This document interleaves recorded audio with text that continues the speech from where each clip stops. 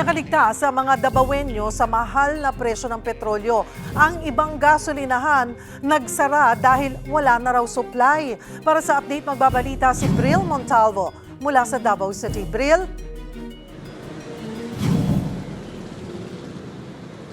Cheryl, sa pag-iikot namin sa mga gasoline station dito sa Davao City, nakita nating nagpatupad na rin sila ng oil price hike. Kung kahapon ang presyo ng diesel ay nasa 60 pesos hanggang 65 pesos, ngayon ay aabot na sa 72 pesos. May nakita din tayong mga gasolinahan na pumalo na hanggang 81 pesos ang presyo ng diesel. Ang gasolina naman na nasa 59 to 62 pesos kahapon, ngayon ay nasa 67 pesos na.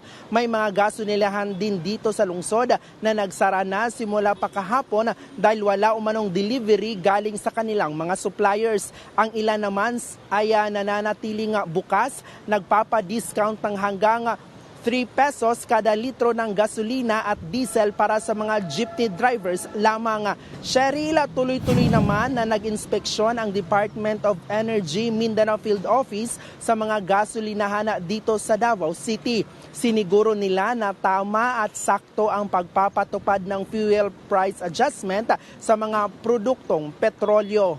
Cheryl. Daghang salamat, Bril Montalvo ng News 5 Mindanao.